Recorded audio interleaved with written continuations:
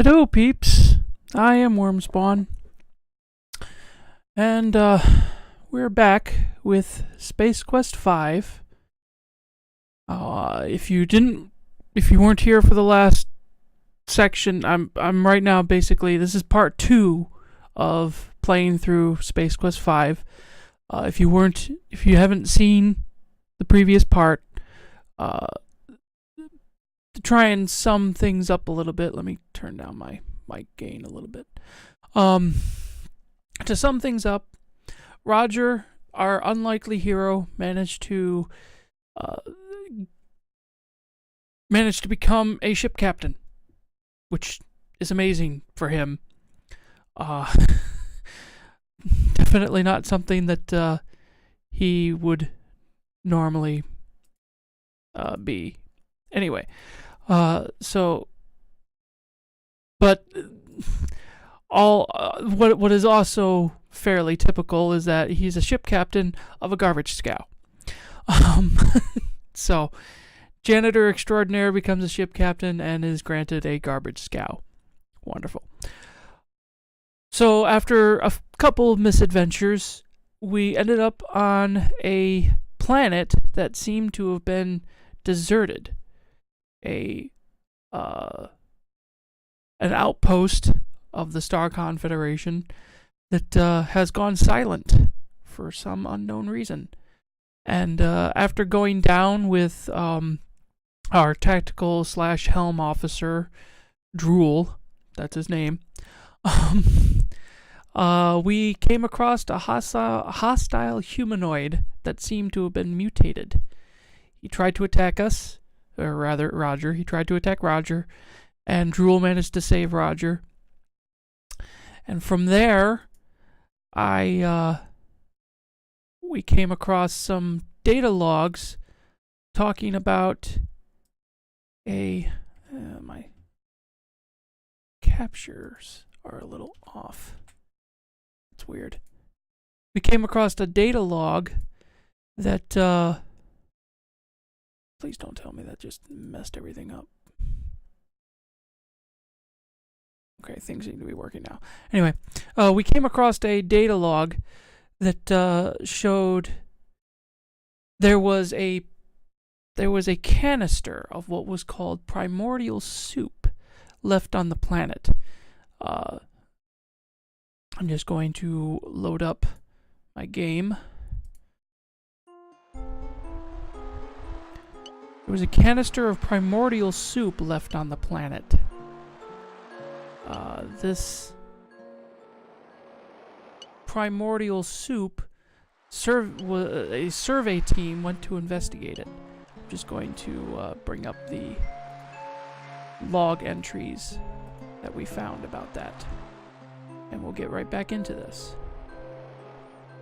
This is the sheet of paper that was dropped off of the mutated humanoid that tried to attack us.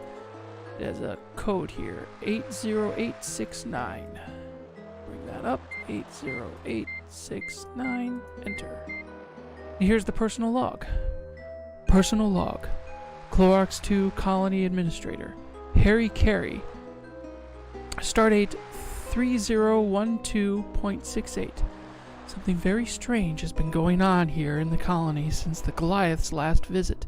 The Goliath is actually the name of the flagship of the Star Confederation. It is captained by a rather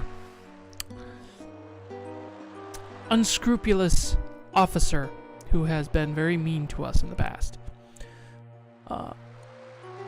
A small survey team is a week overdue, and there have been reports of strange creatures roaming the Badlands.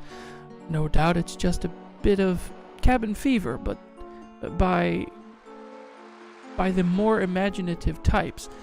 But I'm worried by the disappearance of the survey team. Personal log, stardate 3015.68. I am becoming more and more alarmed. The search party dispatched to learn the fate of the survey team hasn't reported back for more than 50 hours. Fear spurred on by the more wild rumors about the creatures has the colony on the verge of panic. Personal log, stardate 3016.68. God help us. A band of hideous mutant creatures attacked the colony last night. Very few of us escaped the massacre. I have been wounded slightly. There is no doubt that these creatures are intelligent and even appear to have rudimentary understanding of technology. They have captured the shuttle pad, cutting off our only means of escape. Using my personal passcodes, I have sealed the colony so that the creatures will no longer be able to get into any undamaged structures. Personal log 3017.68. I am in agony. The wound I received burns like fire. An hour ago, the mutant creatures blasted off the colony shuttle. They climbed the boarding ramp, and I got my first good look at a creature in the daylight. It was hideous. The tattered rags he wore were the remnants of the survey team's survival suit. I had a terrible suspicion about the fate of the colonists. I am now utterly alone on this planet. Dying, I hope. End. So yeah, that was the this is actually the body of the colonist that attacked us. He was mutated, tried to mutate us. Fortunately, Drool saved us. But from that person, we were told to go to the outer ridge of this mountainous area. And in so doing, we managed to come across the primordial soup canister, which gave us a code. Yes, this code. 41666 is of the sector. Yeah. 41666 sector G6. Excuse me.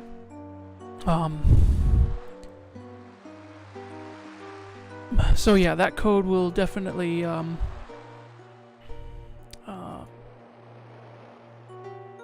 yeah, okay, that's okay, I understand now. That code is actually I believe that code is actually supposed to be our coordinates to go to in order to find the genetics research lab that apparently seems to be dumping trash everywhere. Wait, no. Bacchus? Okay. At some point... Oh, wait, no. You know, it might have been somewhere else on that canister. Not reading properly. Sorry about that. So anyway, let's beam back up to the ship. This is Eureka. Go ahead, Captain Wilco. Whoops. I asked to be beamed up. Oh, great. Just when I was finally starting to unwind up here. Still working on a somewhat more creative voice for that person. I can't quite... Yeah. Unlike Space Quest 4, this game is not voice acted, so I'm trying to do all the voice acting myself. Trying being the operative word.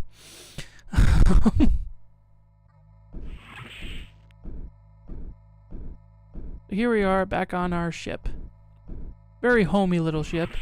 Chief engineer just smashing away at the consoles doing his standard repairs.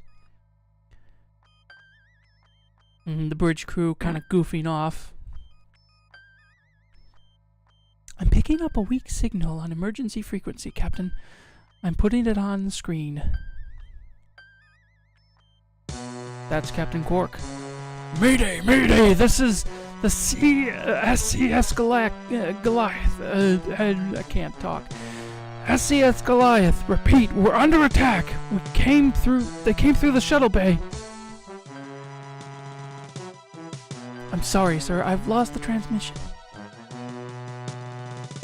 The message was brief to pin down the exact source, but I've narrowed it down to the Thrakus system. That's where we got the Thrakus hint. Forgot about that. Meanwhile, on the SCS Goliath...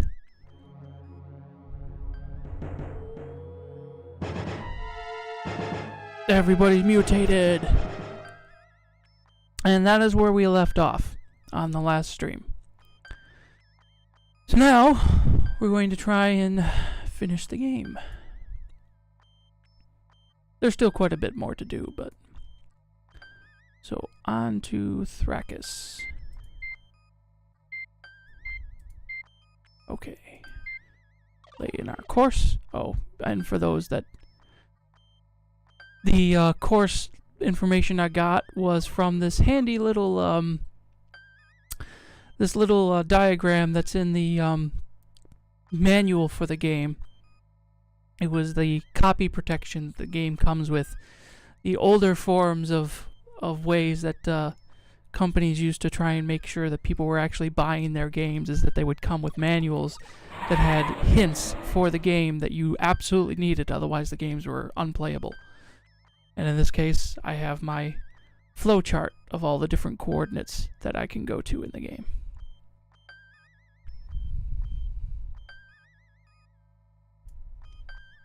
Your attempts to take command of the situation do not meet with success. Yeah, this is my command chat bubble, this is my casual chat bubble, and these are my other two very obvious interactions.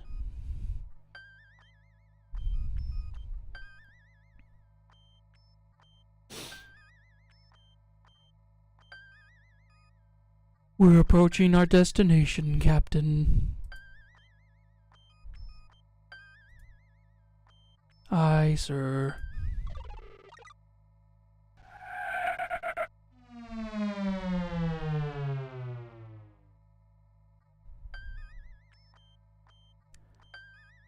No readings for the Goliath, Captain, but I'm picking up an escape location beacon on the planet's surface. Standard orbit. Standard orbit, aye.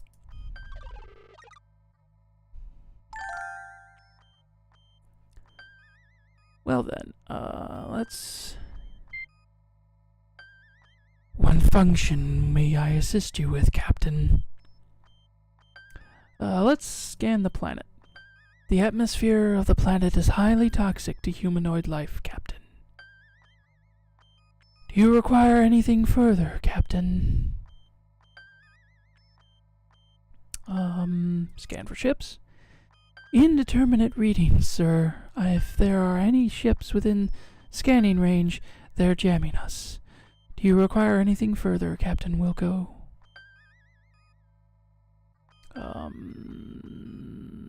Recommendation? The most logical course of action is to beam down and investigate the source of the beacon, Captain. I recommend an expeditious survey. However, my calculations indicate 67.5% probability that unusual nature of the circumstances we currently find ourselves in.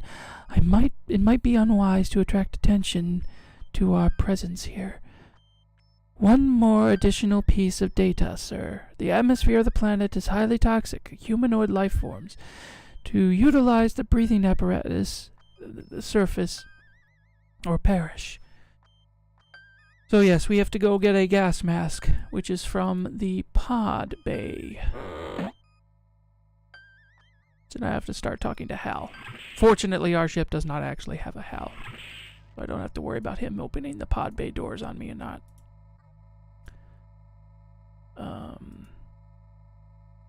Oh, that's right. I look at this. The engineering section of the Eureka. This is Cliffy's domain. Oh, what? No, not that. This button activates the lift to Eureka's pod bay. Let's put that on and walk over.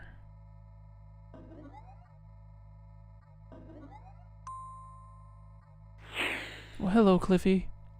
Still banging away on stuff?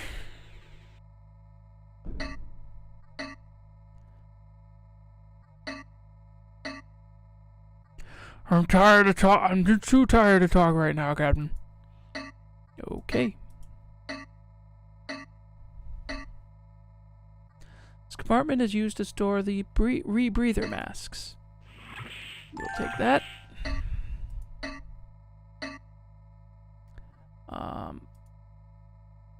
And we're going to do something funny.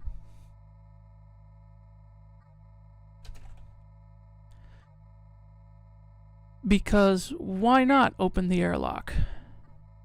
Captain, are you crazy? We'll get sucked out in the deep void of space.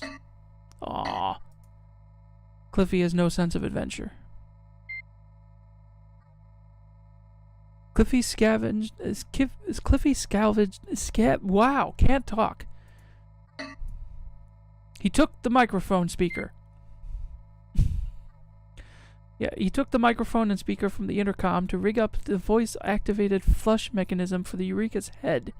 When the rest of the crew balked at having to say bombs away each time they used the facilities, he hooked it up to the transporter unit instead. Okay. Let's turn on the elevator.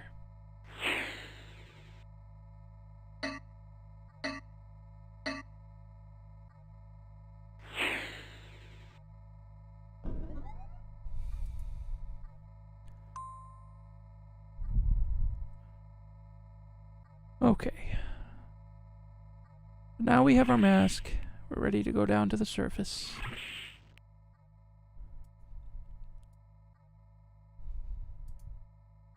Oop. Oh, get on the pad. Okay. Fine. The gas has a limited air supply, I guess. Okay. And we beam automatically. Okay.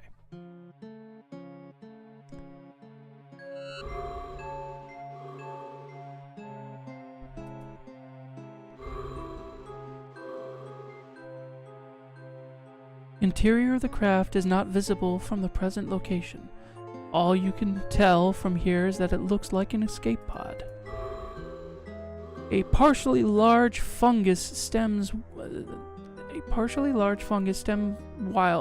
winds its way through the foreground. Strangely, you half expect to see a large caterpillar smoking a pipe crawling. Oh. Okay. That must be an Alice in Wonderland. A slimy gastropod slugs its way up one of the fung pods. Huge fungi resemble giant mushrooms proliferate the warm, moist environment of the planet. Huge stems of shroom-like growths tower above you. Okay. Just gonna keep going. This planet is full of mushrooms. Feel free to make all the drug references you want. I will not.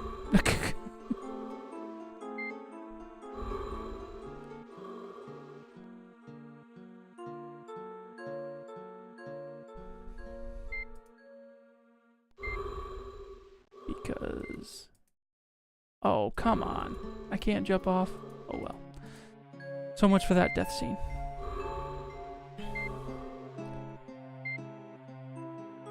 This frock probably belonged to the recent occupant of the escape pod.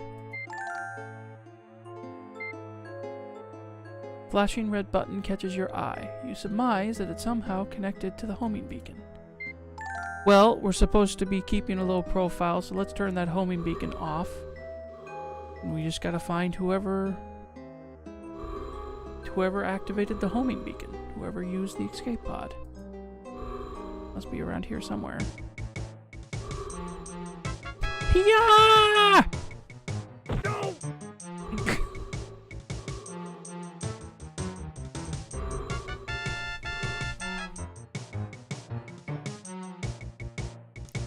Help me, Wilco! I'm slipping! I only had something for me to grab onto. Okay. We got some bad guys. Oh, those pucoid mutants found me! Do something, Wilco! I would... Give me your hand or something, I'll climb over you and pull you up after me. How about your coat? She got hit with the puke stuff. We're gonna need to get out of here as soon as we can. So let's give him a call. Flo, have Cliffy beam us out of here. I will take a few minutes to recalibrate the beam out coordinates, Captain. Please, hang on for a minute. That's what I had in mind. Oh, Cliffy says your present orientation won't fit the containment field of the transporter beam. There's clearing a few meters from your position. Can you make it there? Do I have any choice? Not really. Eureka out. Oh, great. That's just great. I'll just dangle here with my pants down, 'cause that's not embarrassing at all. Oh, there's a vine.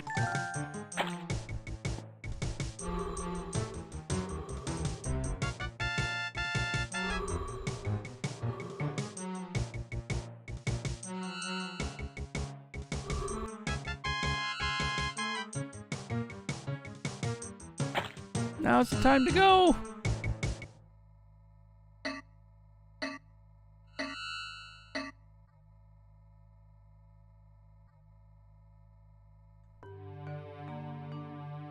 Sorry. I tried to kick your butt back there on the planet, Captain Wilco. I thought you were one of the pucoid mutants. Call me Roger, and don't worry about it.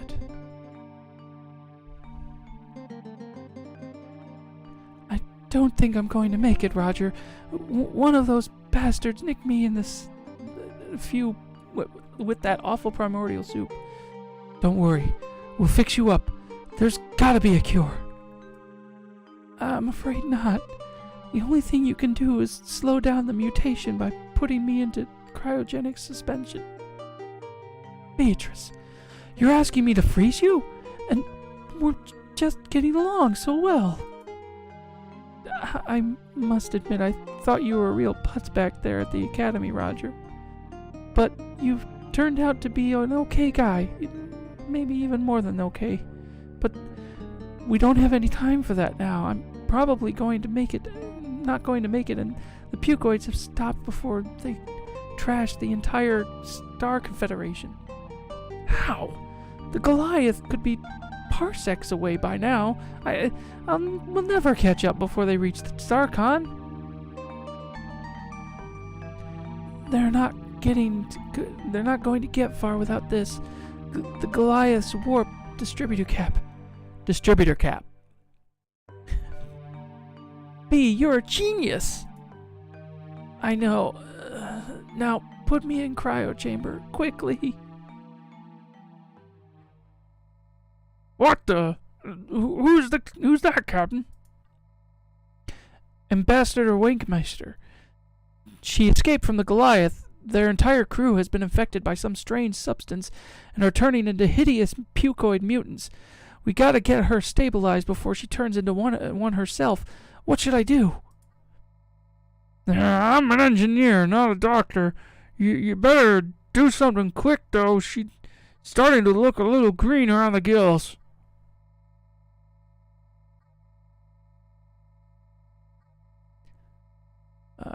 This button extends and retracts the cryo chamber from its storage location. We have a cryo chamber. Let's open the cryo chamber. Put Beatrice in the cryo chamber.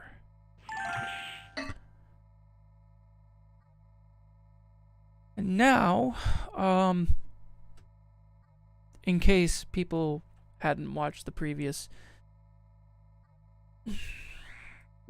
part, or even the previous game in Space Quest 4, Beatrice Wankmeister is Roger's future wife.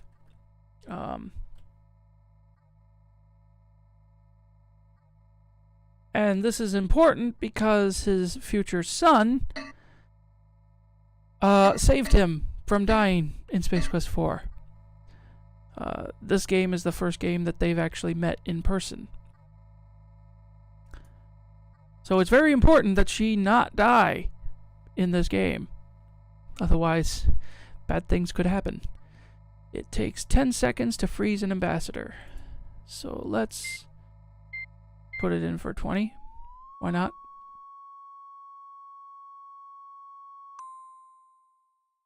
screwed up. B is now a solid block of ice.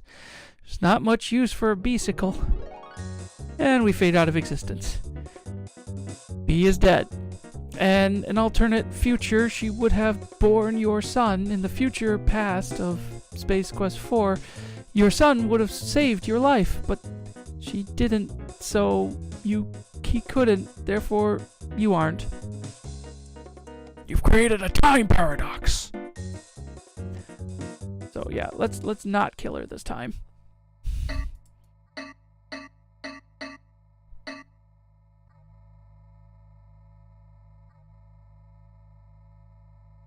So it's 10 seconds to freeze an ambassador. Funny how the controls have they have hot dogs, coffee, freeze ambassador, cheeseburger, fudgesicle, 5-pound rump roast, hot chocolate, hamster, Horat's giblets, and then defrost ambassador.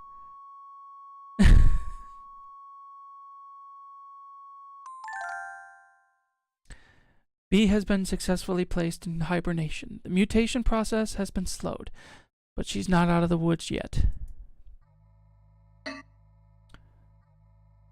Okay. So now, we've got to get her out of the woods. Gotta find some way to fix this whole mutation problem.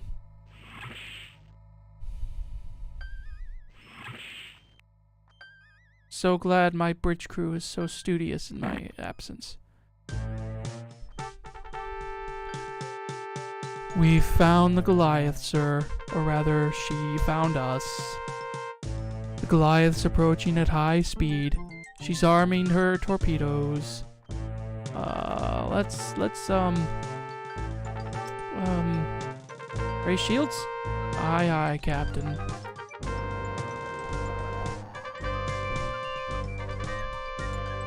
Evasive action? We don't have any reason to retreat at present, Captain. I'm pretty sure we do. Hail the ship.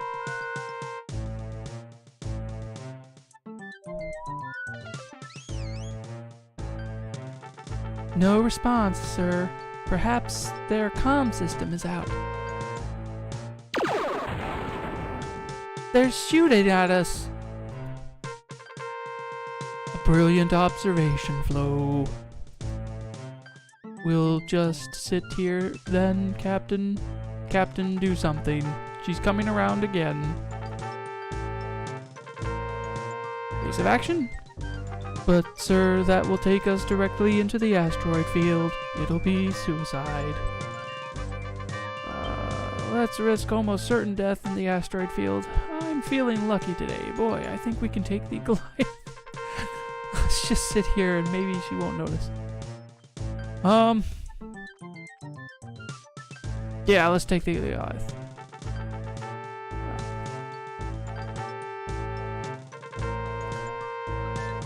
Oh, I finally reached the point where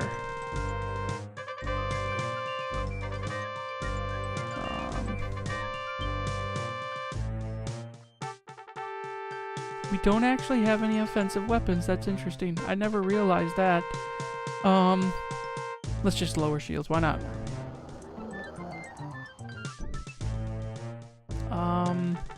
Hail Starcon.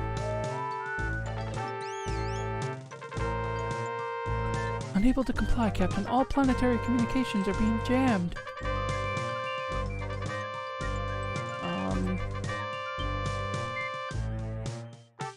Recommendation? Recommend we retreat, sir. The Eureka cannot sustain much more damage and retain structural integrity. Whoops.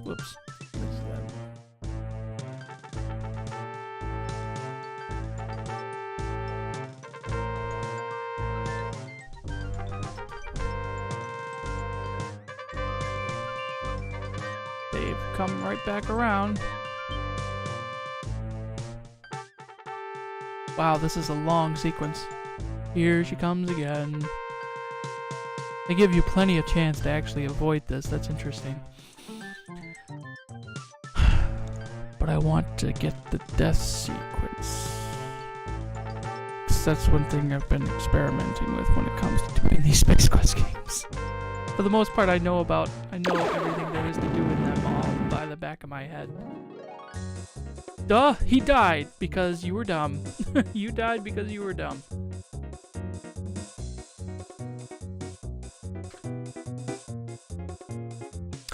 A lot of the humor comes, well, not a lot, but still, some of the humor comes from the death sequences in this game. So, the shields are still raised. Let's take evasive action. And let's risk almost death in the asteroid field.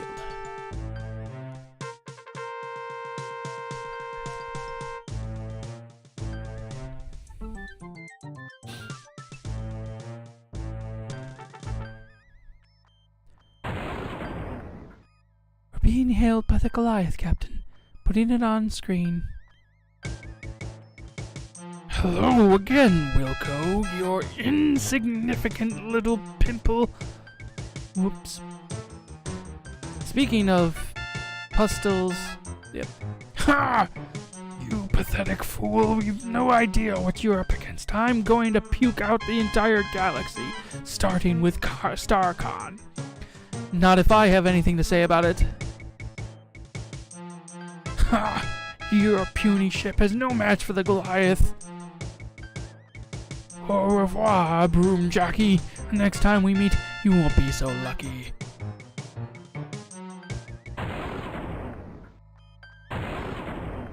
Captain, I'm going to have to make an EVA to repair the damage of the Goliath's attack. Oops. Be careful, Cliffy. Yes, sir. Preparing to exit the escape pod bay airlock thing. I'm heading towards the port stabilizer. Made it. I wonder if he's still, smoking the cigar in his spacesuit. Probably is. Won't only take a minute. I just need to make a few adjustments. Oops. Okay, Captain, that's got her. I'm coming back. And off he goes. That's just great.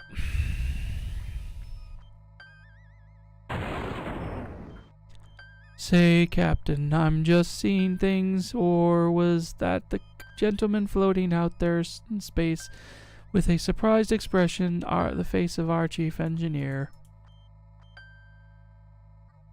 If you think his voice is a little bland, it's because I'm trying to use an Elcor voice from Mass Effect, since, I don't know, I just figured, given his facial structure being so weird, probably would fit. Given that he doesn't actually have a mouth. That's a lot better than talking like...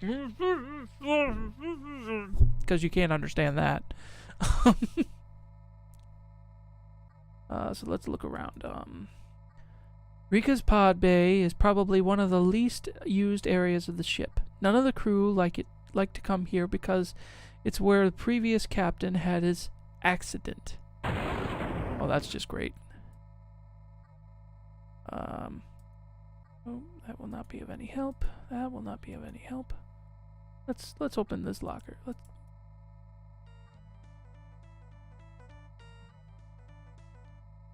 There was a chicken in the locker. That's great.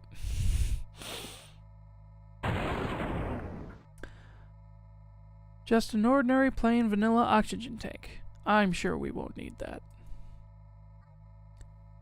I've reached the maximum number of save slots.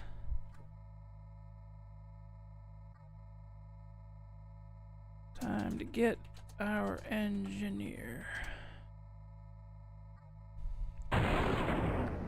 Okay, well. Let's rotate the pod.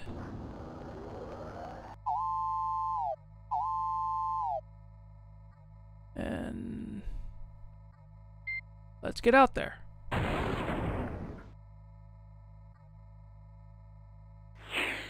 No! Bye-bye, Roger.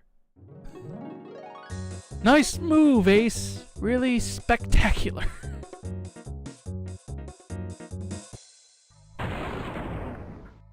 Okay.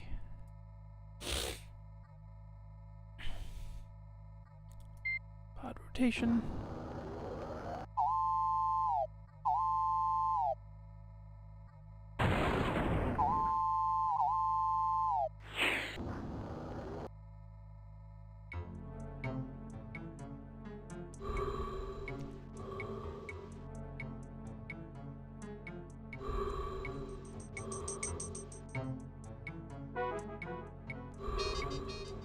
Oop. Nope. Wrong way. Green dot is... Oop. We have no oxygen.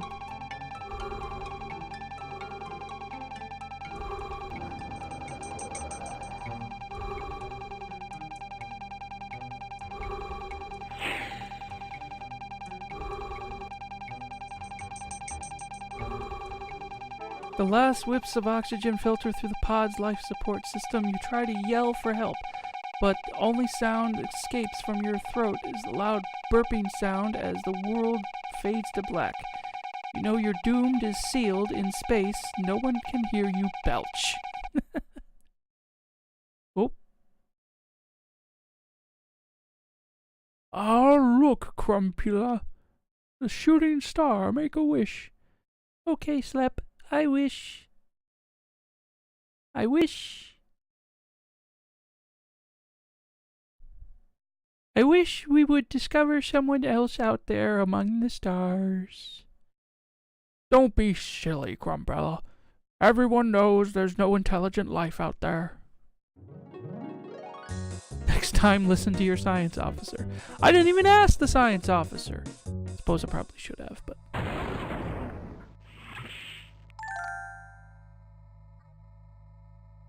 Now we have the oxygen tank.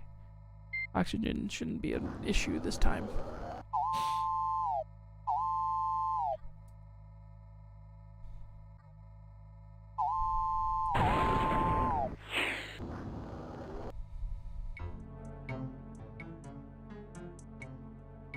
Okay, so the red dot is Cliffy.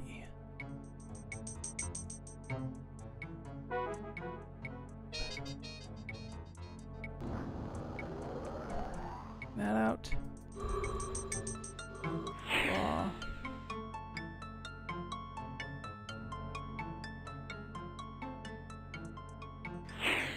Oop.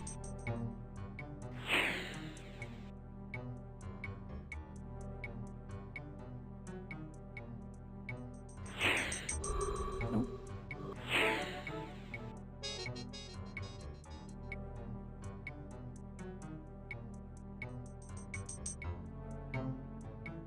This is kind of finicky.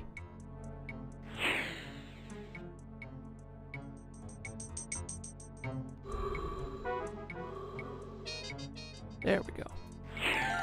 Okay. Cliffy has been successfully grappled, and now all that remains is to make it back to the Eureka if you can find it.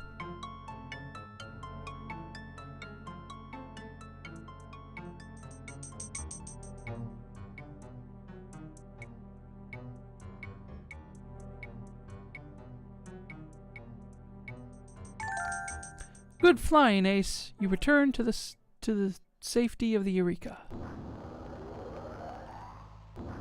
No! You just drop Cliffy out there. You okay, Cliffy? Just give me a minute to rest and catch my breath, sir. Thanks for pulling my butt out the sling there again, Captain. It's 2 I owe you. Think nothing of it, Chief. Okay, I won't, but you need to get us out of here, sir. I don't know how much longer the Eureka can stand the pounding she's taking. You didn't have to agree on that one so quickly. Should I put the oxygen tank back? Well, I don't even have it. Okay, must have automatically installed into the thing, and I don't have to worry about taking it back out. One of those things where they just test you once, and as long as you solve the puzzle the first time around, they're not going to bother testing you with it again. So I believe this is where those coordinates will come into play. Because we have to get out of here. 41666. Those are the coordinates that we need. Run away! Yeah, just all one word. Run away. So let's plot ourselves a course. 41666. Enter. Coordinates locked in, sir. Ready to get underway.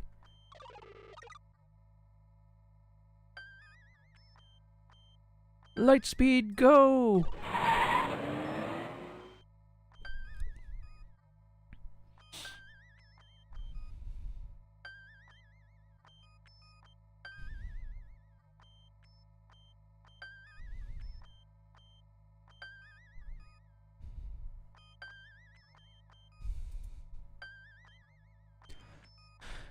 And hopefully this should actually take us to where the people that made that soup are. Regular speed. Oh, we do have weapons. There was a fire. There was a fire button. I didn't notice that. I have periodic reading problems where I'll read something over and over and over again, and it'll register one way, but it's not actually the way that it is. Standard orbit. Standard orbit I.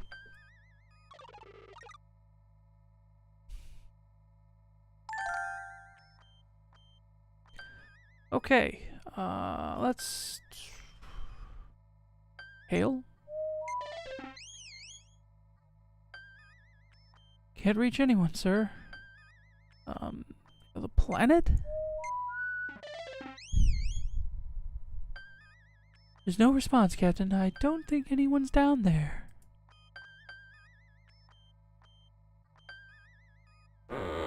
Well then. Oh wait, you know what? I probably should have. Let's talk to the science officer. Scan the planet. I'm detecting power fluctuations in the envirodome, sir. Sensors register debris in the area as well. Do you require anything? Scan for ships. Long-range sensors do not register any ships, sir. Well, at least we're here all alone. That's nice. Facility is not listed in StarCon's registry or any other of the library databases, sir. Structural analysis of and sensor readings indicate a 96% probability the research facility of this is a research facility of some kind. I recommend we send an away team down to investigate the station, Captain Wilco. Oh, I don't know what that last message was. This one has timed messages despite the fact that there is no voice acting.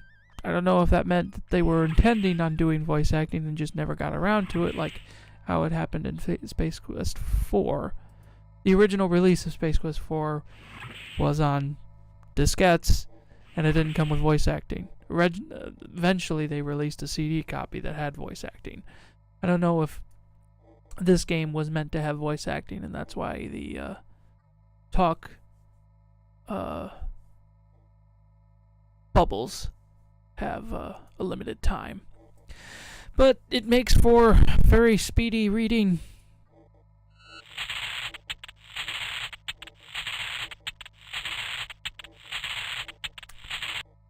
That's just wonderful. And I'm part fly now. Looks like you've had a zany transporter blooper, Roger. Quick, get a camera. Galactic Acquirer may pay 10,000 bucks. Wonderful. Looks like your better half dropped something, Raj. Bears a striking resemblance to your communicator. Dark shapes are visibly moving just beneath the surface of the small pod. Genetically engineered plant life, its DNA assiduously warped by modern science adds a sinister mechanical touch.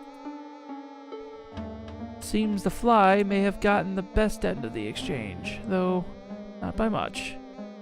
That's just great. Thanks. Tree resembles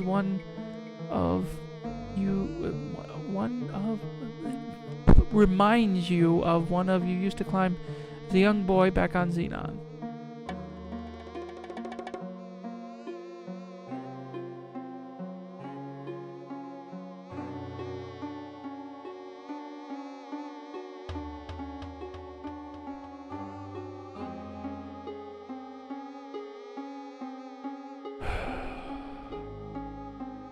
Well, let's take a look around, I guess.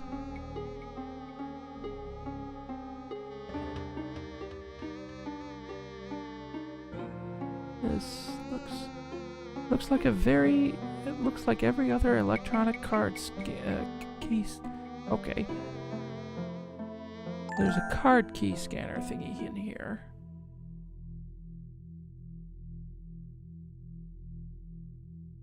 Okay, this is important. Because while, as a fly, we don't need to worry about the card key scanner, we can just walk right through it.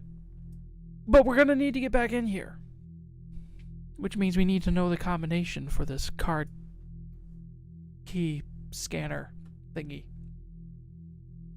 Combination. And the combination is not the code on my luggage, which is 12345. Okay.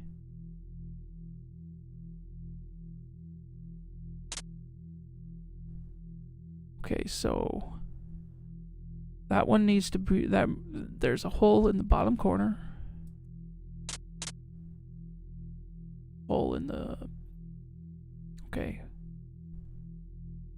Corner. Yep, corner.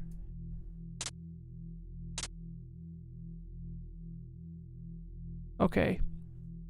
So, holes in all of the corners and in the center. Good to know.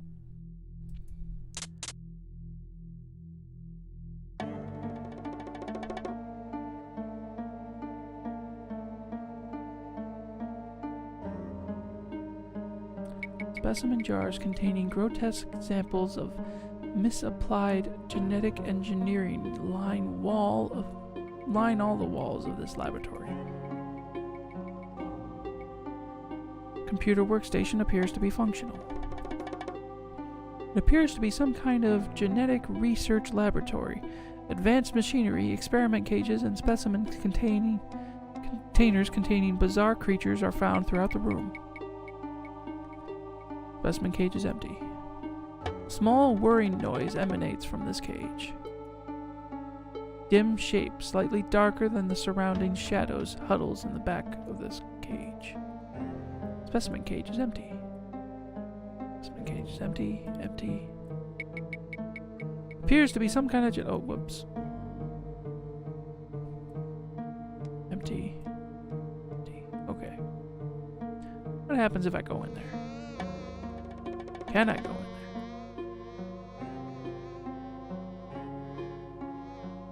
I don't think I can go in there.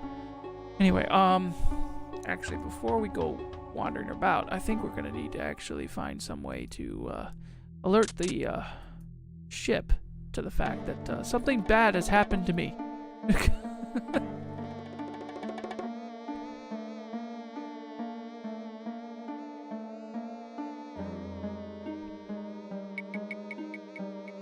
Dark shapes in the water.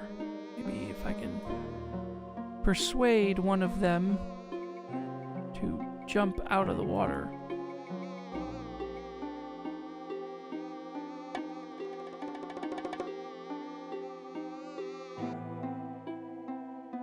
Yeah, because if I try to mess with this, it doesn't work. Whoa! That was close. You missed.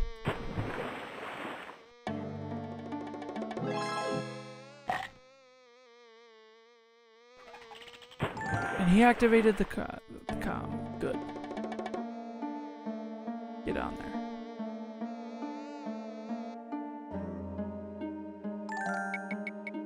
Hello, Flo. Eek! A monster! Calm down, Flo. It's me, Roger. Captain? What in the galaxy happened to you? I've run into a bit of a problem. Could you put Cliffy on? He's already beamed down there, Captain. I'll relay the message to him if you like.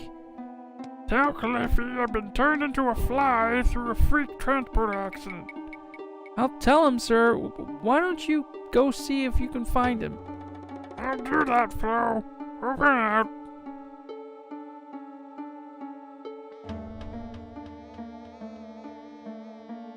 I didn't realize they beamed down yet. Pretty sure that's a mistake in the game. I don't think they're supposed to have actually beamed down by this point. So, okay. In we go. The only thing we can really interact with would be this console. Dome jettison will occur in 0. Jettison complete. Emergency jettison sequence activated. That would explain the debris around this dome. We play God, so you don't have to.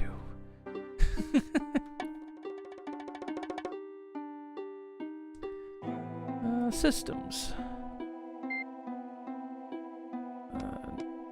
1. Envirodome 1. Data link non-functional. Envirodome 2. Data link non-functional.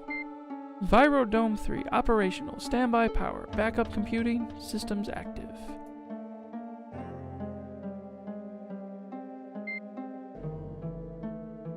There goes my body.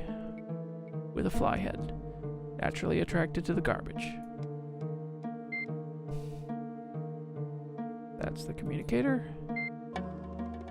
Now they've beamed down. It's about time Cliffy fixed the dang transporter. I'm really gonna bug him about this one for a long time. And I completely forgot that I was going to be trying to make Roger's voice a little buggy. If you excuse the somewhat pun. So anyway. Let's active log.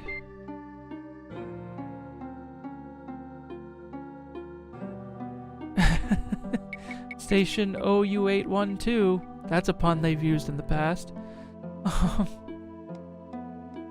User 453 logged onto mainframe at station OU812. Astro Chicken 3, Henhouse of Doom. Program initiated. Astro Chicken 3, Henhouse of Doom. Program terminated. Yeah.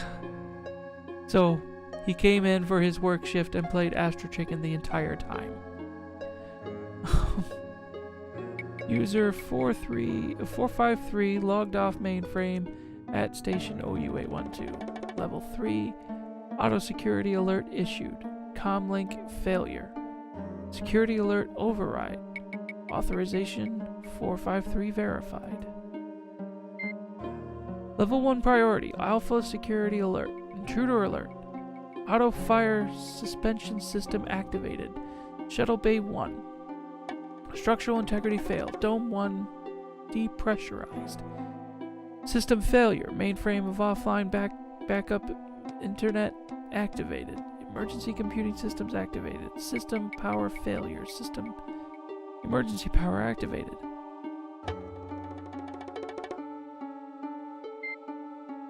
Emergency evacuation. Abandoned station. Authorization 159 verified. Emergency shuttle program activated. Dome 1. Destruct failure. Failsafe reached. Dome 1. Emergency scuttle program activated. Dome 2. Scuttle procedure completed. Dome 1 jettisoned and detonated. Destruct failsafe reached. Dome 2. Scuttle program activated. Dome 3. Scuttle program completed. Shuttle Dome 2 jettisoned and detonated. Dome 3 scuttle procedure aborted. Authorization 999 verified. Power stabilized. Emergency systems deactivated. Dome 3 jettison sequence activated locally. Jettison failsafe reached. Dome 3 sealed. Dome 3 jettisoned. System halted. So the last guy that was on station putzed around, and then emergencies happened. Emergencies that caused them to just get rid of the entire station altogether. Genetics Projects Inventory. Primordial Soup.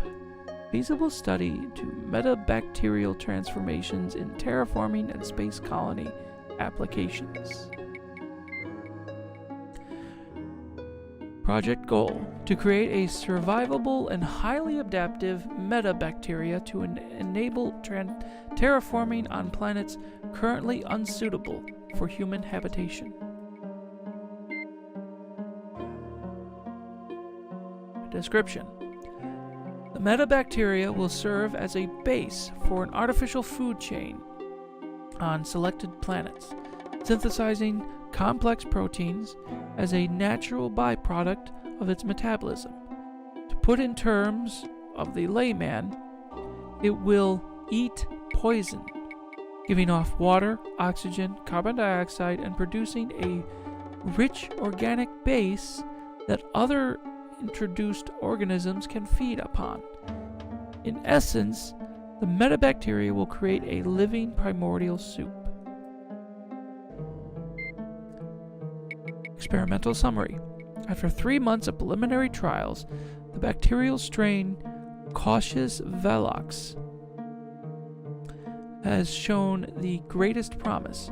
The vigor of the species is impressive, and its astonishing reproductive rate makes it an ideal candidate for our purposes. Primary experimental trials will bombard Cautious velox with hard radiation to confirm hardiness and test adaptive ability. Placing a petri dish of the bacteria behind a computer monitor for a period of hours will expose it to hard radiation conditions similar to those uninhabitable planet, Class D planet. Later, we shall repeat the procedure using a safer type of radiation such as a gamma ray source. So their computer monitors are so lethal that they actually use them for experimentation. Science log. Stardate 3234.22. Initial results of the Cautious velox are encouraging. It thrives in the radiation environment as long as adequate food sources are provided. We are well on our way towards engineering the first true metabacteria.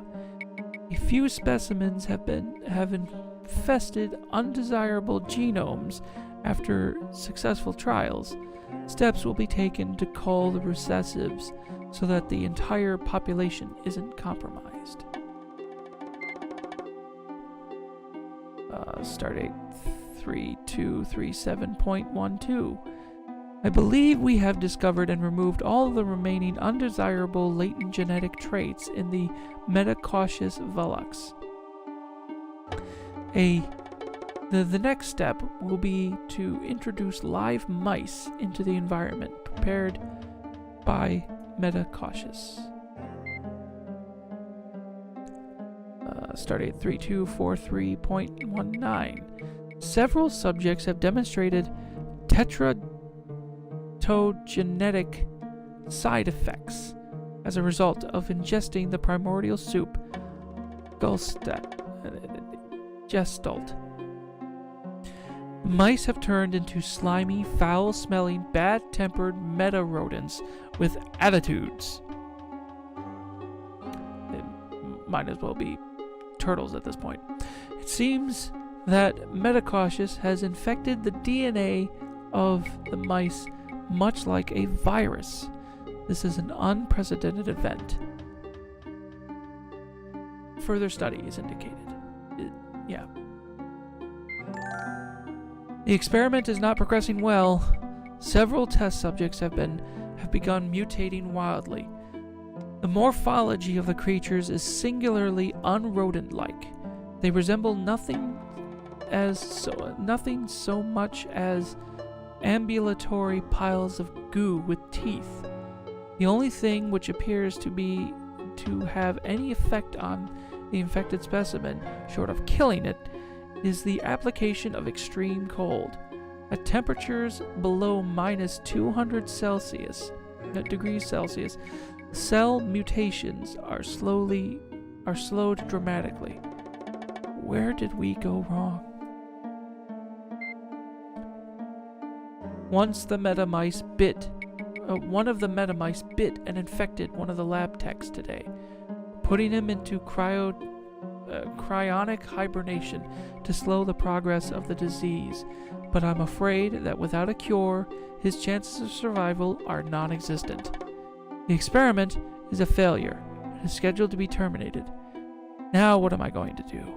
I've got an entire warehouse full of this slop. H.H.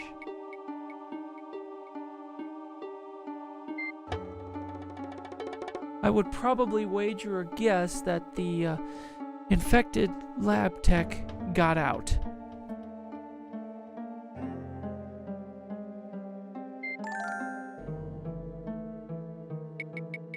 And here's a bunch of...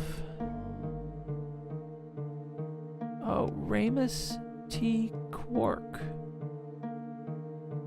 Bribe. Quark's been receiving bribes from these people.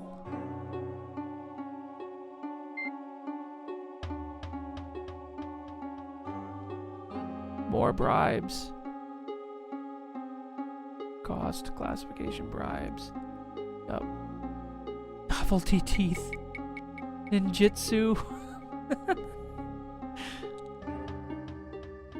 Liquid nitrogen cans. Research and development. Programmer cubes. Incentives. Radial video adapter. Recorder transcriber. So yeah, Quark's been working with these guys. If the deposit of genetic primordial soup on the floor didn't make that already abundantly clear.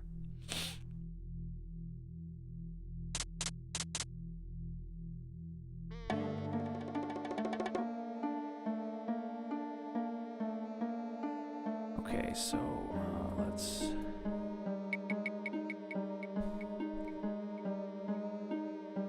Fix me, Cliffy!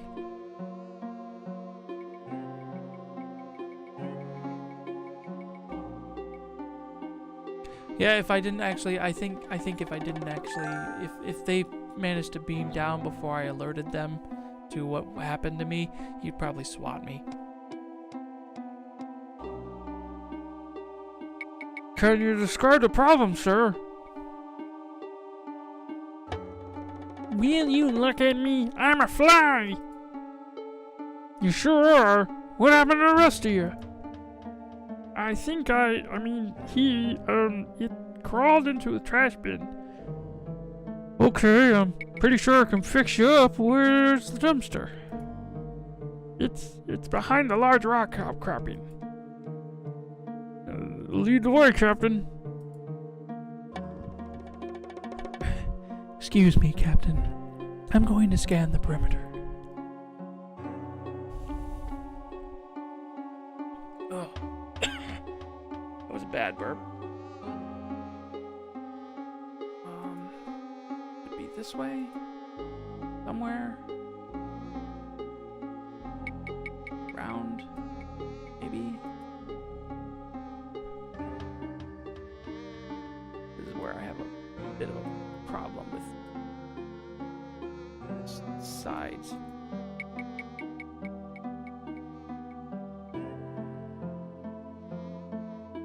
Come on.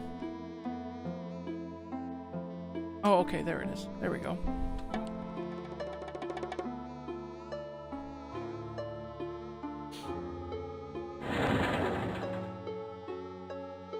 There he is.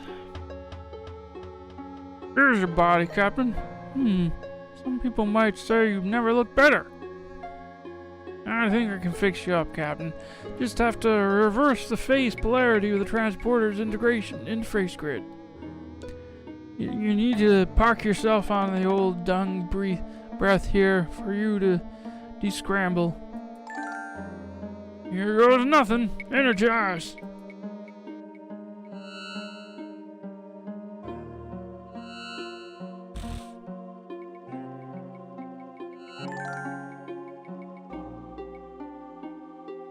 Boy, Captain, I'm sure glad you're back to normal. You're really starting to... Yeah.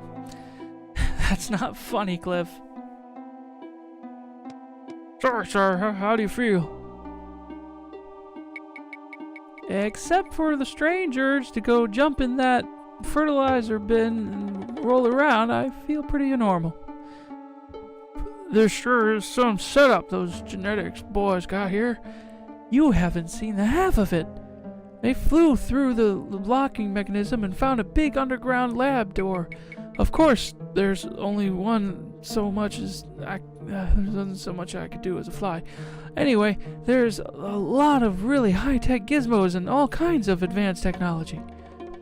A moment late, you realize saying anything advanced technology to Cliffy is just showing a photograph to a helpless woman and child to the Doberman pincher, a hungry gleam in the... Oh.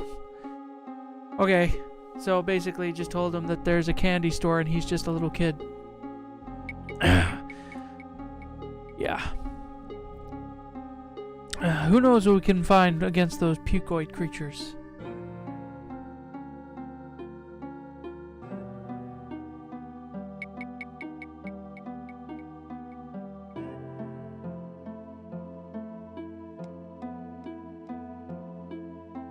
Perimeter secure, Captain Wilco. Here's your communicator, sir. I located it during my scans of the area. Thanks, W-40. I believe I can be the most help back on the ship. Beam me up aboard, Cliffy.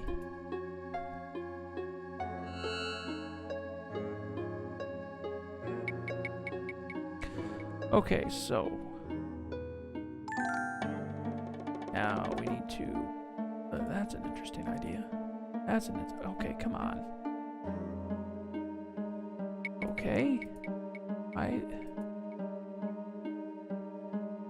Okay. Gotta be kidding me. There we go.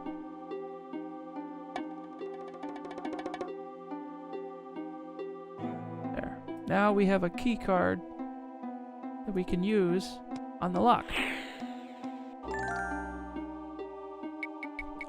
It looks dangerous down there, Captain. I volunteer to stand guard up here. Of course you do, Cliffy. Because I'm the captain, and I'm the only one that's brave to do anything around here.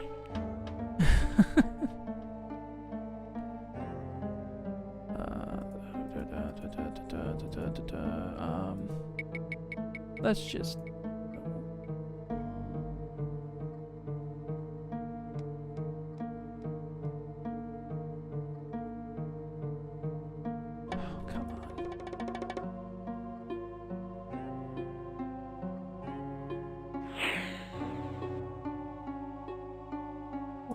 these? A pair of liquid nitrogen canisters. Perhaps they could be used against the pukoids. Yes, we will take those. That is what we need. We've already read everything we need to read from that computer console, so let's just get back out of here.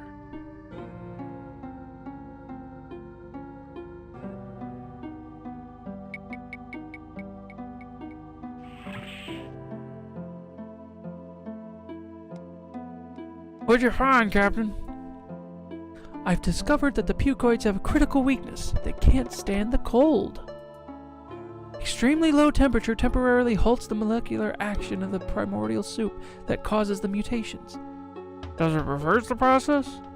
I'm afraid not, but at least it's better than nothing. Did you find anything else? I found a couple canisters of liquid nitrogen. Great! Give them here. Maybe I can ring something up and use against the pucoid critters. I sure hope so, Cliffy. Well, Captain, I think we've done all we can for now. Let's head back to the ship. Yeah, let's head back. Beam me up now, Captain.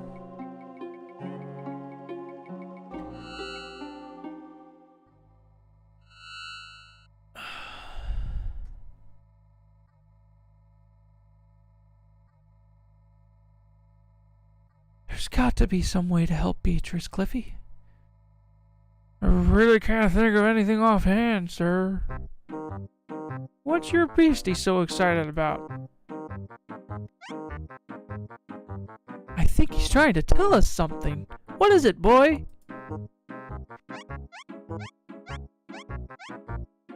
He's jumping on the cryo chamber. Is that it, Spike? You want us to jump on the cryo chamber?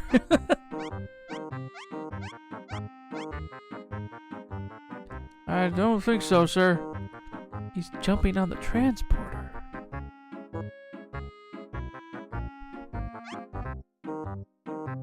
What do you think the critters tried to tell us, Captain?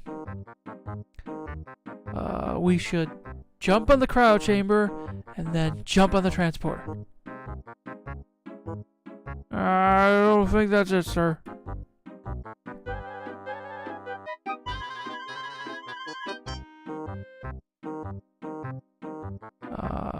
Somebody fell down the well?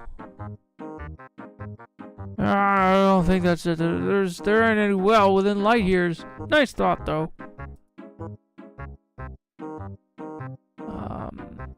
Is the mill on fire? A creative interpretation, Captain, but the fact that there isn't even any kind of mill within 100 parsecs of here leaves your theory a bit thin. So, by process of elimination, it has to be, we should initiate a manual control bypass to reverse the phase polarity of the interface grid and then use the transporter to reintegrate Beatrice DNA molecules. Because how in the world would Spike know how to communicate that? You know, that might just work. Good boy, Spiky. Get the ambassador ready, sir. I'll man the transporter. I mean, yes, we did just do the whole transporter trick with Roger here being a fly and everything, so that's a good idea in and of itself. But Spike knowing what we did is a little far-fetched. So let's not kill her. Not do that this time.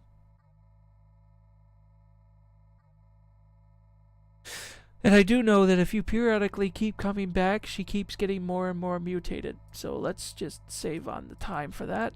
The defrost is 10 seconds. So let's switch it to defrost. 10 seconds, start.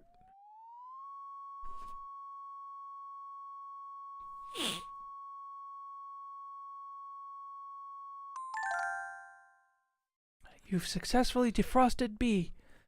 There's not much time to save her, so whatever you're going to do, do it quick.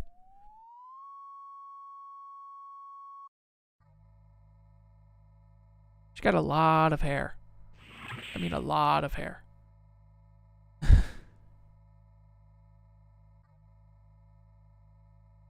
Got like a pillow's worth of hair. Make it so, Cliffy. Okay, Captain, in just a minute. I'll get the minor delicate micro adjustments to the transporter. By smacking the thing.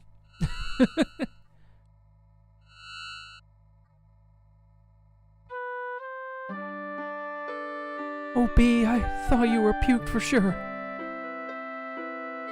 So did I. I feel weak. I need to rest. No problem. I'll tuck you back in the cryo and so you can recuperate. Okay, but I've got just one question for you guys. What happened to my underwear? Big burp. Oops. Excuse me, Roger. I think Cliffy has some explaining to do.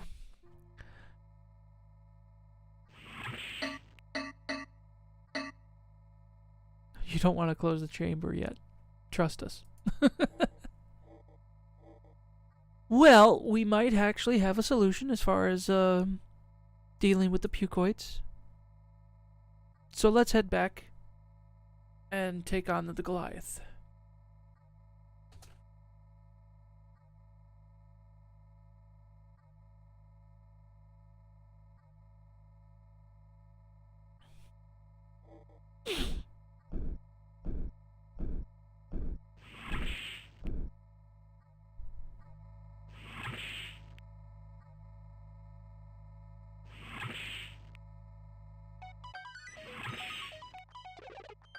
Playing on a game, doing her nails.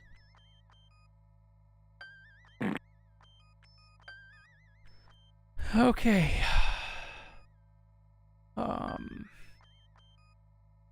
Let's lay in a course. Back to Thrakis.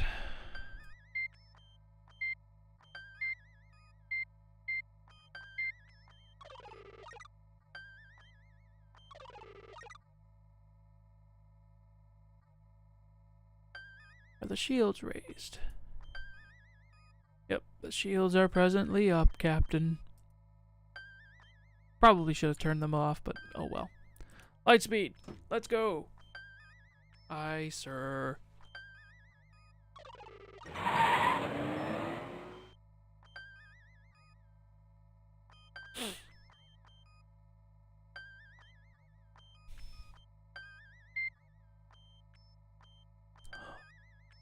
Status report.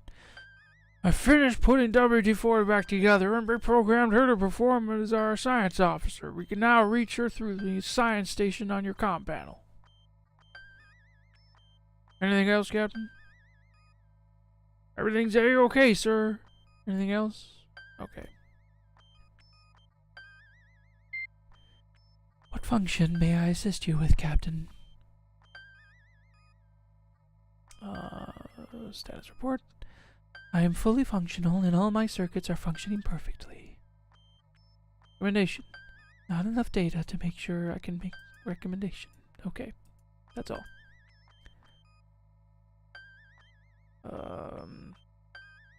Never mind. Okay, regular speed.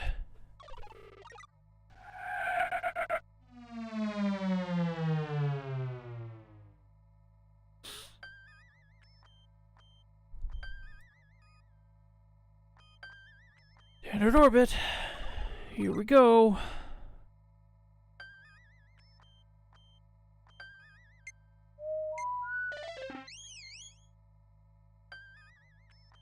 Able to comply. All planetary communications are being jammed.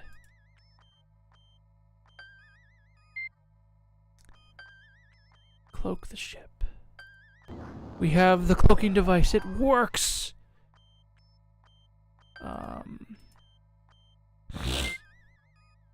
Although I think I may have cloaked us prematurely. Scan for ships. Determinate readings. They're jamming us. Recommendation. Have none.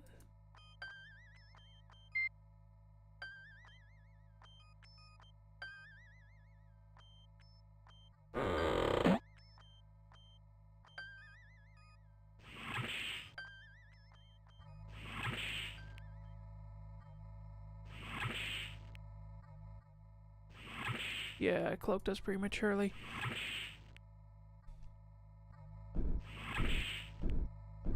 Because we're supposed to get attacked by the Goliath to prove that they're still in the area. And by cloaking, we can then know that by not being cloaked, by cloaking, we can formulate a plan in order to come after them.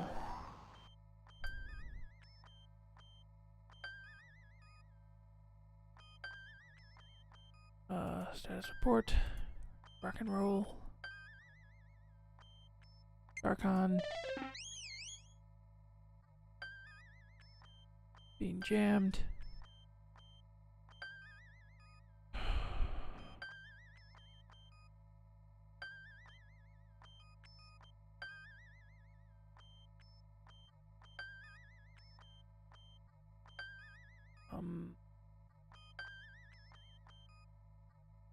Reason to retreat. Missing something.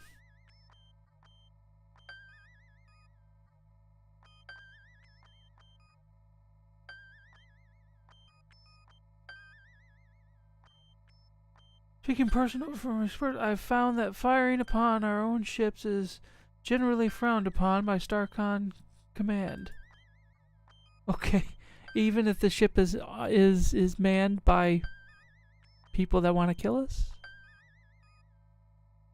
Even? Okay. Whatever. Status report. Heavy jamming. Act busy. Yes, sir, right away.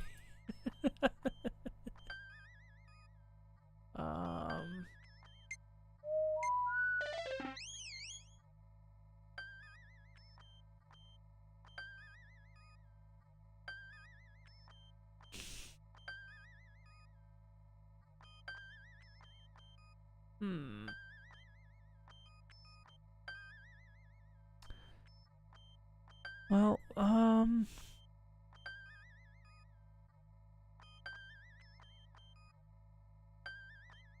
not really sure what we're supposed to be doing at this point.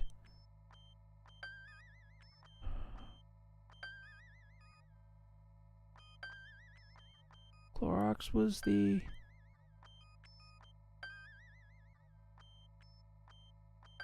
There is no coordinates for StarCon.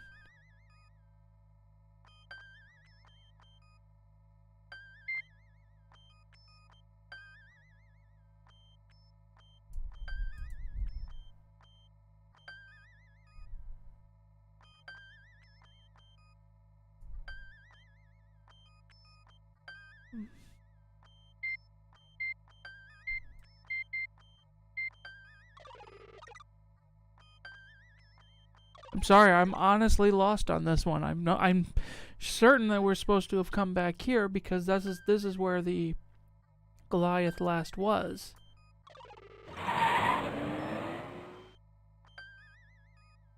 And they couldn't have gone far because their warp distributor cap is with us. Sorry, I knocked the mic.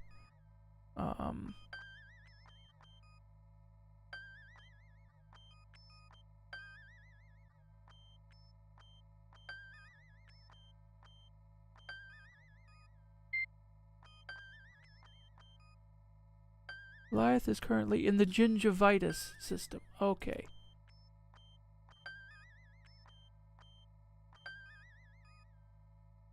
That's the problem. Okay, that was the information that I needed. So I was actually in the wrong system.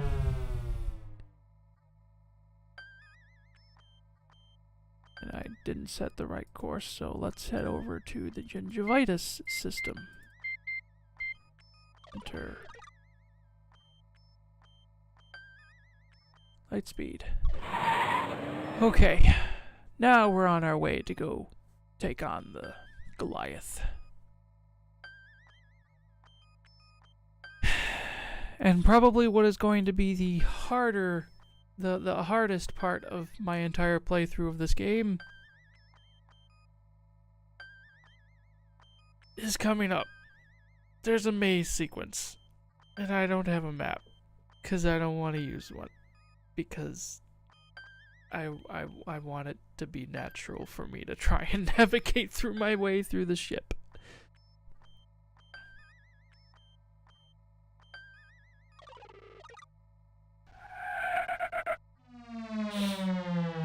I have a general idea of where I'm supposed to be going. Doesn't mean I'm going to be able to navigate it very easily. We're approaching the planet Gingivitis. Sensors have detected the presence of the Goliath in the area, Captain Wilco. My calculations indicate the Goliath will be in visual range in approximately 10 seconds. Excuse me, sorry.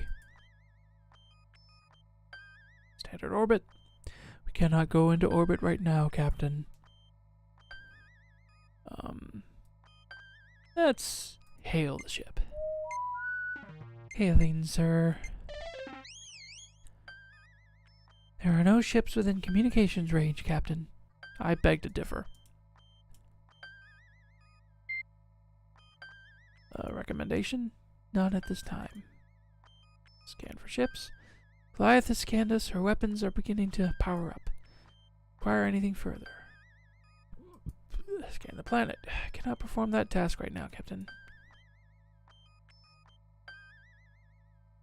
Spotted us. Her weapons are locked on and preparing to fire. But nice knowing you.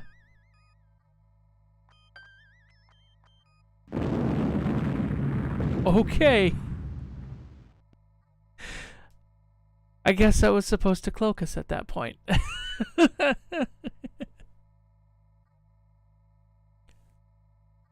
Okay, this is taking a while. I think the game might not be working.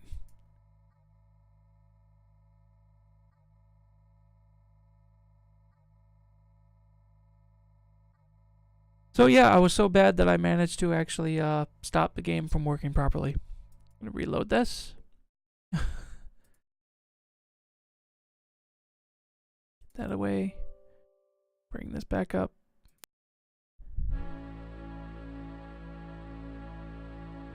Okay. Restore old game. Time to take on the Goliath. Lay in a course. Already laid in. 8, 1, 0, enter. Coordinates locked in. Light speed. We're already at light speed, sir. Okay. Well, as long as you're actually going to where we're supposed to be going.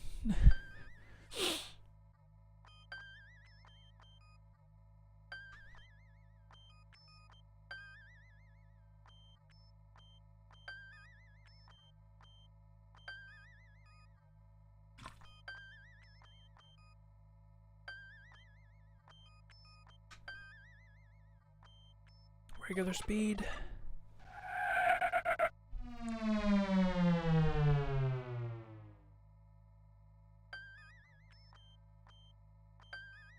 We're approaching the planet Gingivitis. Okay.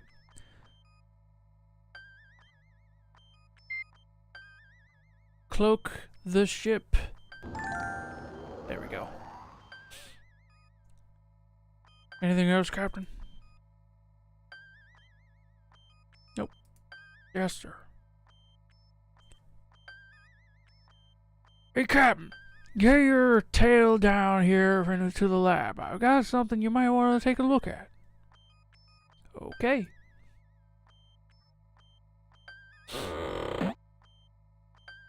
So we are a vacuum ship with a cloaking device, thanks to the fact that a female android tried to kill me earlier in the game, who also happened to have a cloaking device on her bird of prey, which I took.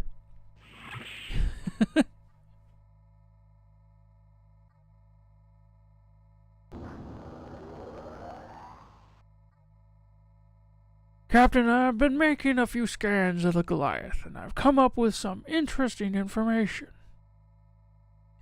Oh, really? Like what?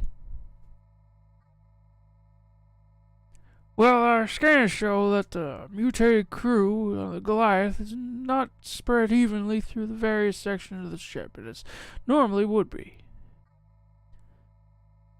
Engineers' faces are most completely deserted, for example.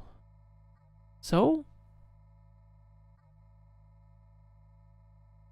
Well, if you were to enter the ship at that location, you would stand a good chance of getting aboard undetected.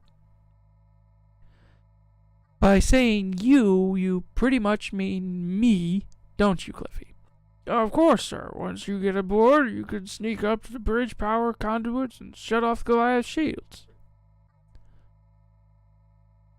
What good would that do? Well, maybe WD-40 could beam over and incapacitate the crew, and we could zip over and set something up with, like we did with the Ambassador with their transporter. Whoops. Not a good idea to land there, Captain. Those are the engines are red hot and the thrust turbulence would blow you away. That section of the Goliath's hull is full of machinery. The Goliath's ion emitters are located there. Lots of hard radiation. That's the area where our scans show the least amount of pucoid activity, Captain. So right in front of the engine core, but in the middle of the ship. Not a good idea to land there, Captain. Those engines are red hot and the Oh, what? That's not right. Well, that section's got most of the Goliath's weapons and control systems. It's probably swamped with pucoids. There's a lot of pucoid activity in that area of the Goliath, Captain. The area is mostly crew quarters. We registered a lot of pucoid moving around there. The Goliath's bridge is probably Pucoid City right now. Okay, so yeah, right in front of the engine core. Don't go too far, otherwise I'll run right into the pucoids. Okay.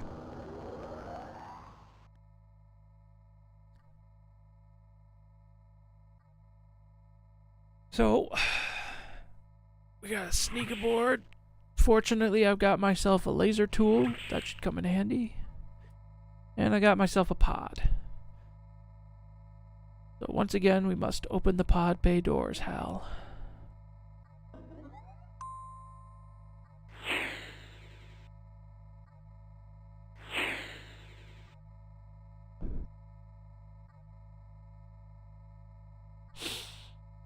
Pod rotation.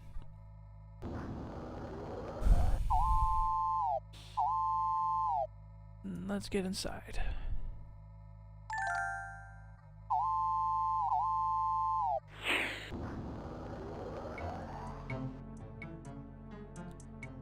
Use the hand icon to indicate the position of the Goliath's hull you wish to dock at.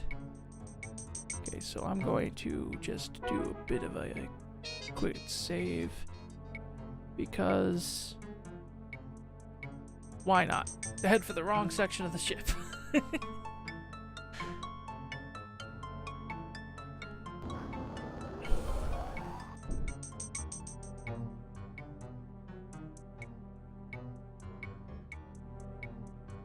You might want to better obtain results opening the pod. Oh, whoop.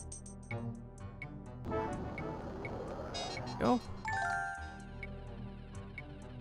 Cutting into the hull.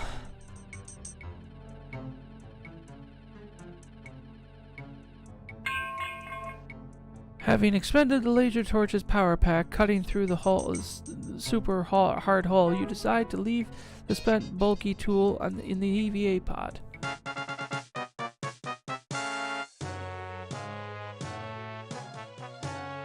Hello. Hello. Hello.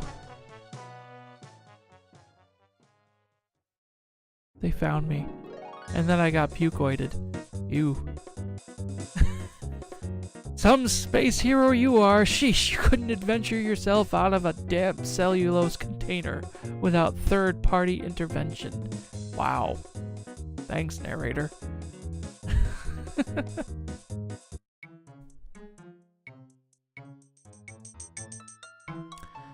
Okay.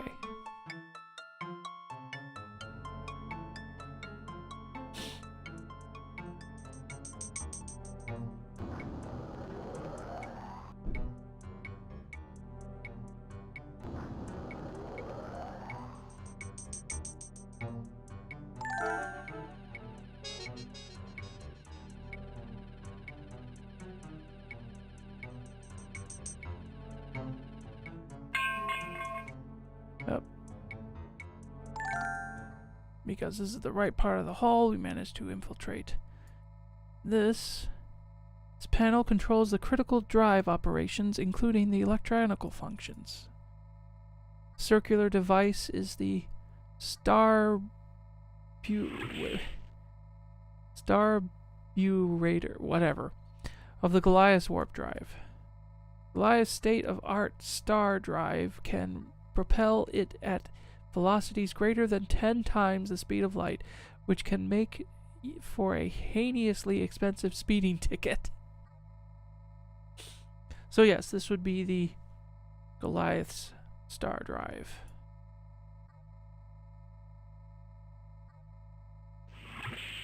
Now, I know that there will be a game over later in the game if I don't do something very critical right now.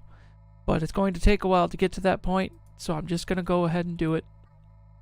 And then we can just forego the whole what's supposed to happen if I don't. Because I'm going to need to get this thing out of here at some point. So let's re-enable their warp drive. Warp distributor cap snaps into its reciprocal, and quiet clink, the star drive comes back online.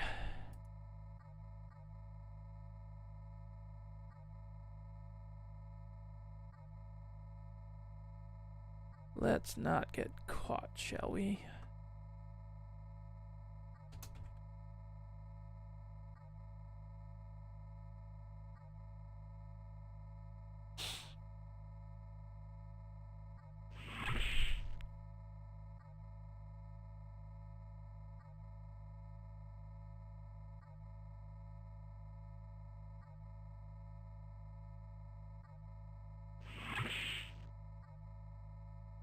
The speed got turned down slightly. I'm going to turn that back up.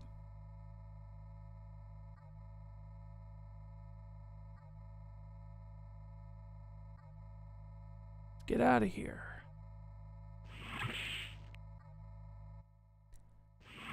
Now into the Jeffries tubes. Okay. Now the maze. Okay, that would be a dead end.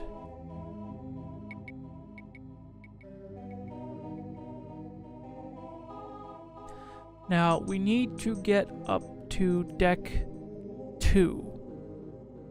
Not deck 1, because deck 1 is directly over the bridge. The controls for the shield array is underneath the bridge. But we have no schematics of the actual ship's Jeffries tubes. And it's all this the entire way. So we have to use the elevators to make our ways through each of the different decks.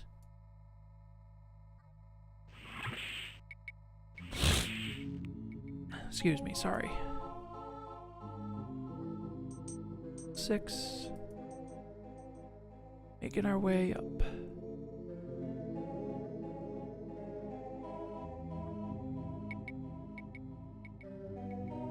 Can't tell, I think that's open. Okay, let's keep going back. Okay, nope.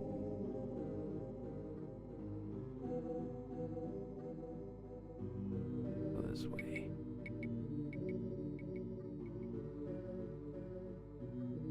Okay, nope.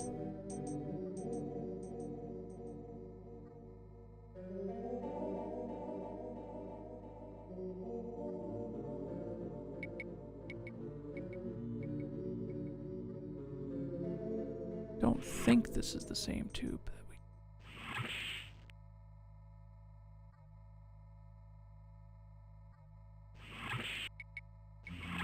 Okay, that's deck 7.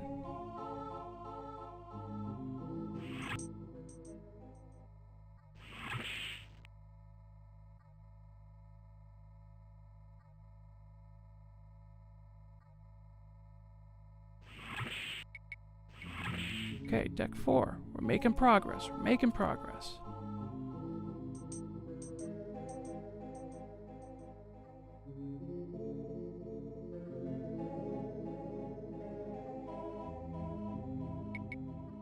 I hope nobody's claustrophobic.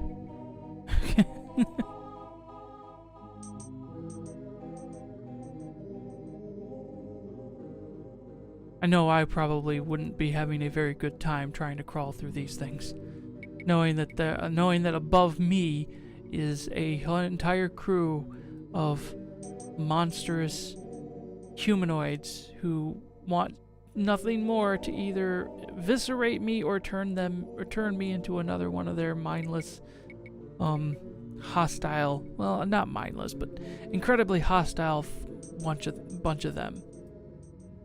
I mean, there's having a sense of belonging, and then there's being turned into something you don't want to be. Okay, here is our next elevator shaft. Let's do a bit of a quick save.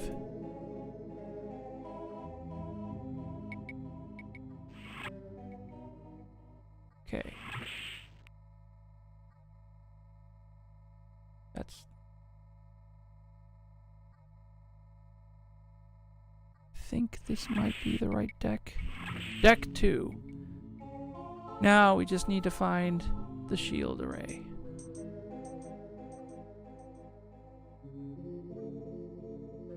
Oh, can't go that way.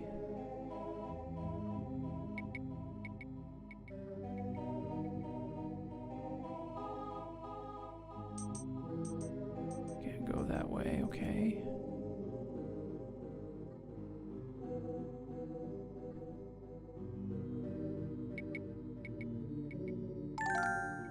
Found it. That was significantly less troublesome than I thought it was going to be. Actually thought it was going to be much harder than that.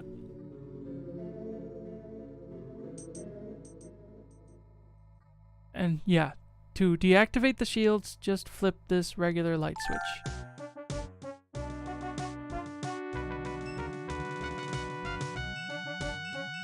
Welcome aboard, Captain Wilco. A pity you can't stay, but I'm afraid you won't be with us for very much longer. I won't go down without a fight, Quark. I know Kung Fu, Karate, Taekwondo, Judo, and several other Chinese words. There's no escape for you this time, young broom jockey. Your fate is sealed. Not this time, Quark. Now the foot's on the other shoe. You're toast. You screwed up that phrase. Yeah, that was a weird design choice on Cliffy's part. I've temporarily frozen them with the new liquid nitrogen blasters. We must quickly make our way to the transporter room where Cliffy awaits.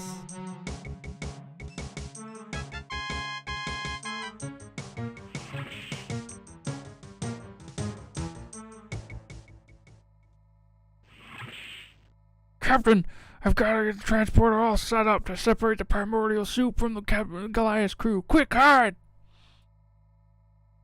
Not like that, Captain. Hide over there behind the bulkhead. Give me a signal as soon as the pucoids are in position.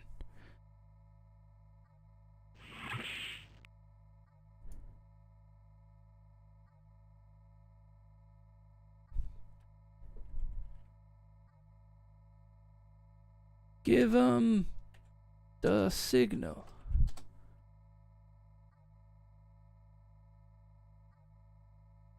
Almost there.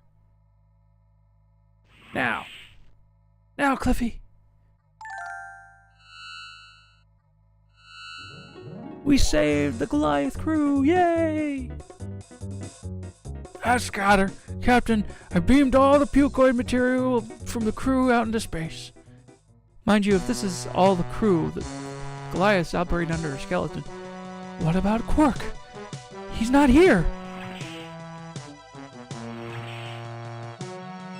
Dramatic music.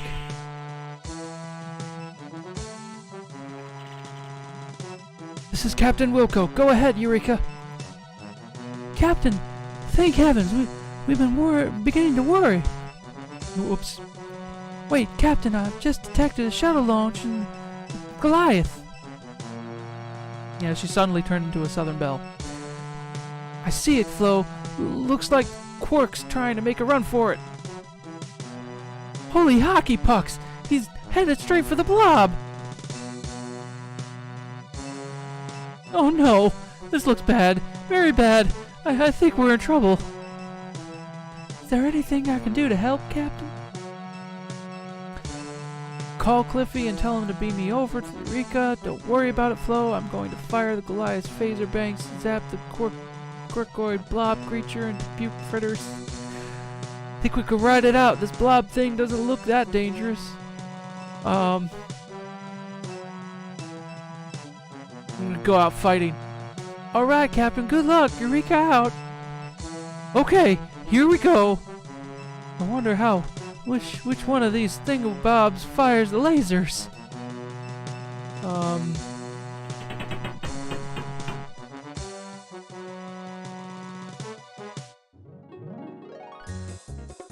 Yup, some space hero. Oops.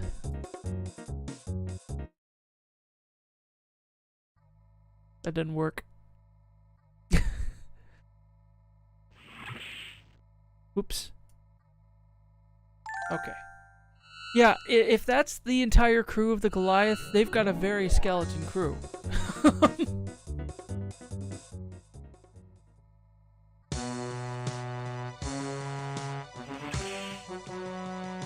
Especially considering the size of the ship and how he was talking about there's a bunch of pucoid activity all over the place. Captain... Alright, Flo, we managed to cure what's left of the Goliath's crew, but there's no sign of Quark. Yep, that's the Quark gets out of the shuttle. Gonna make a run for it.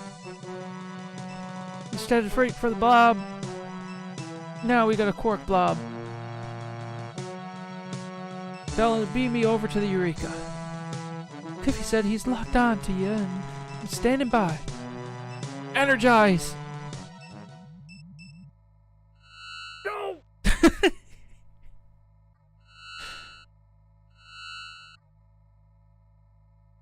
Captain, get up here quick! The pucoid blob is attacking Goliath!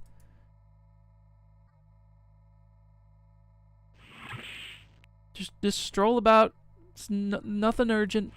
Nothing bad's going on. Just strolling through the hall.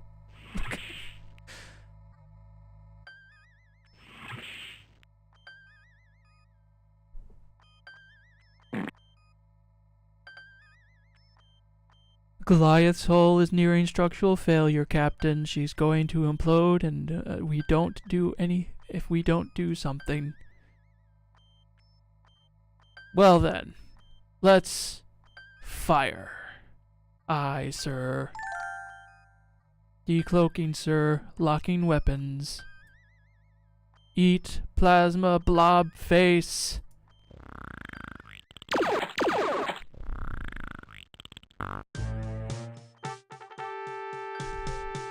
Now, because we are a vacuum ship, let's vacuum this sucker. Aye, sir. Let's clean up space. Ah! You didn't like that. We've got a blob aboard, sir. Containment fields are holding 200% capacity, but they won't last long. We're losing power, sir. The ship's going to fall apart any minute. Well, let's make sure it falls apart with a boom.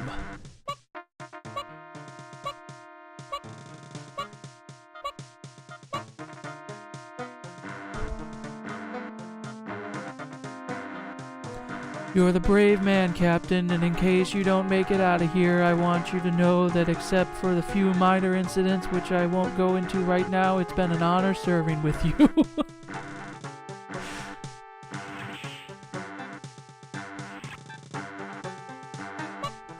Gotta love the complimentary talk there.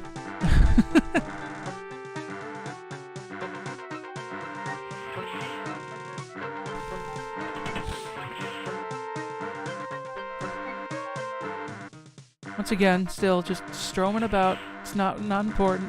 Nothing urgent going on.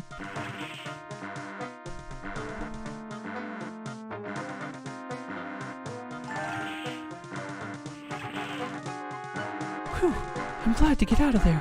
How come all those pretty lights are flashing? What's going on? Not much, except that the Eureka has sucked a giant pucoid blob creature and is about to self-destruct. That's nice. I think you're still a bit woozy, Bee. Whatever you say, dear. Much more, confident, independent woman-esque before. Now she's just kind of messed up in the head with all the bad stuff that's been going on lately.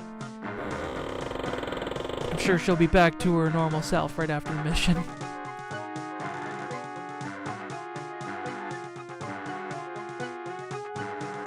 Energize!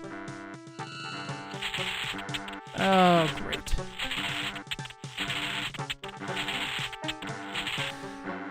The transporter's not working again. Dang, this thing must have blown a circuit or something. Well, let's put Spike back in his habitube. Because we can't leave Spike behind. I had to grab him. But I also can't leave the lab with him in my pocket. Because that would be bad. Well, now I gotta go do Cliffy's job because he's not replacing the fuses. It's all that reversing polarity stuff must have messed with the systems. Okay, so this should be the fuse. Thankfully, I found the fuse from his box. Go, get in there. Okay.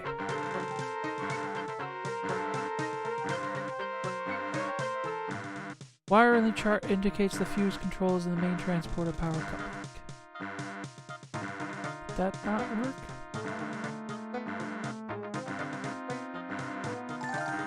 Okay. Realizing it's not a good idea to interrupt the power to critically important systems, you replace the fuses before leaving. Okay.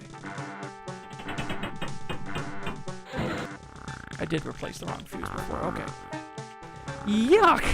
The giant pus-oozing blob has burst through the trash containment hatchway. You're up to your knees in bad stuff. Gotta get...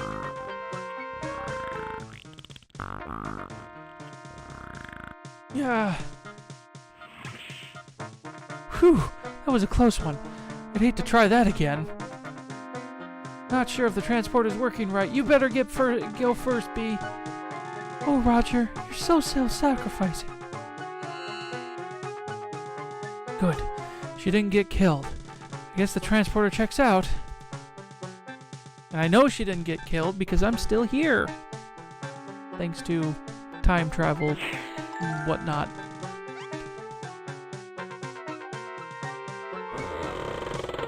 Come on, Spike. Now's not the time for face hugging.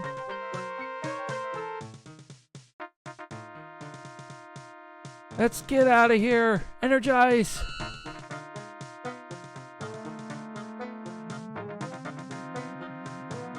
Drool, get us out of here. Flo, call Starcon and tell them what happened. We did it.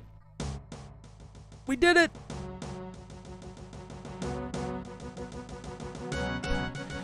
And because Roger is an expert janitor, he managed to clean up the ship in no time.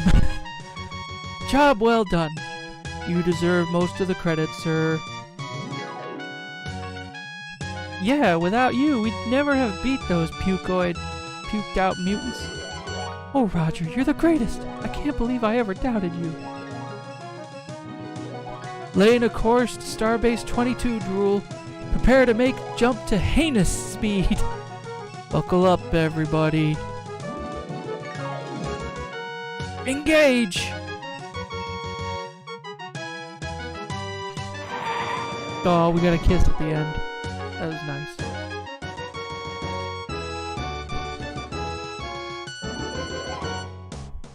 Congratulations, you vaporized the blobless personification of the villainous Captain Quark, saving countless lives from the menace, fighting back the tremendous urge to plot a course to Disneyland. Roger and his loyal crew make their way back to StarCon.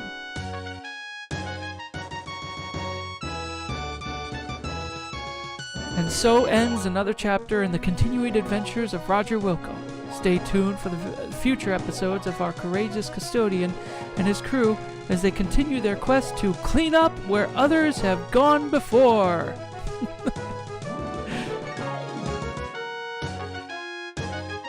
That was Space Quest 5. Easily the most Star Trek that the series ever ends up getting. Space Quest 6 is a little Star Trek-y too. More like a bit more like a Deep Space Nine kind of homage, considering some of the stuff that goes on in that game. But it's a bit more it's a bit more back to formula, where you're more or less just kind of traveling around from planet to planet kind of thing. So yeah, I'm not quite sure when I'm going to be getting around to Space Quest 6. I'd like it to be sooner rather than later, but finding times to stream is still somewhat difficult for me, because I work nights and it makes for a bad daytime schedule. So I try to update people on Twitter when I can.